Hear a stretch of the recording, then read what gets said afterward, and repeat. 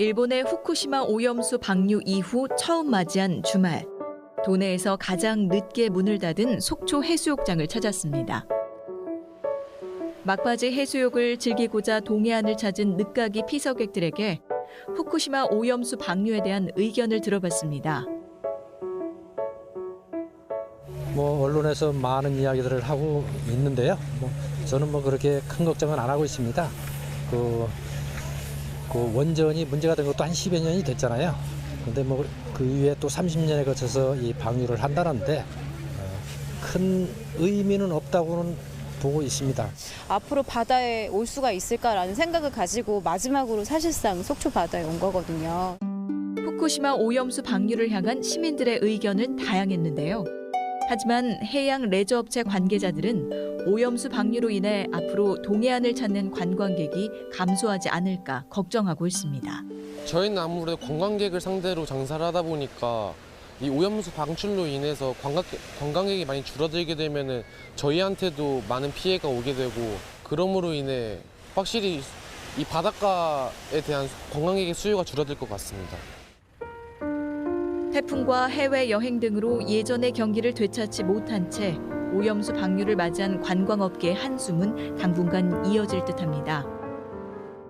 수산업계 역시 마찬가지입니다. 동해안 어민들의 가장 큰 걱정은 역시 수산물 소비 위축.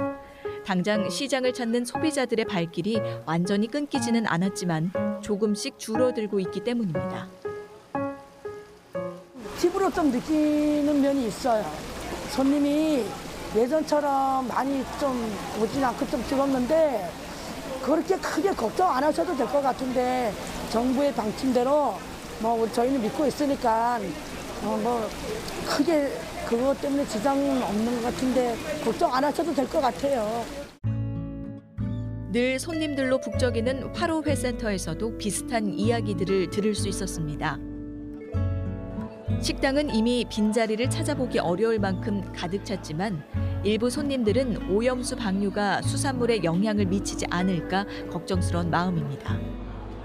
홍콩과 중국에서는 그 후쿠시마 원전 방류에 대해서 굉장히 반대하는 걸로 알고 있는데, 방류를 한 다음에는 물론 굉장히 신경 쓰이겠죠. 한동안 안 먹겠죠. 오늘도 사실은 걱정이 됐어요. 우리 딸이 먹지 말라고 했는데 오늘 내일은 괜찮을 것 같아서 먹으러 왔어요. 근데 걱정은 돼요. 예. 바다는 곧 삶의 터전이기에 바다와는 때려야 뗄 수 없는 어민들과 수산업 관계자들은 소비자와의 신뢰 회복이 무엇보다 중요한 일임을 강조합니다.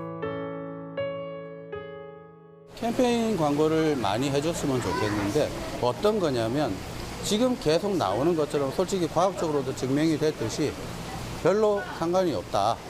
여기까지 오는데 우리나라에 오는데 최소 4년에서 최장 12년이 걸린다. 그러니 안심하셔라.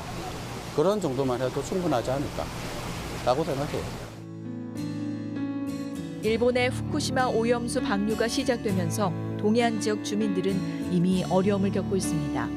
앞으로 동해안에 관광객이 줄고 소비 심리가 위축돼 지역 경기가 얼어붙지 않도록 정부와 지자체의 좀 더 세심한 대책을 기대합니다.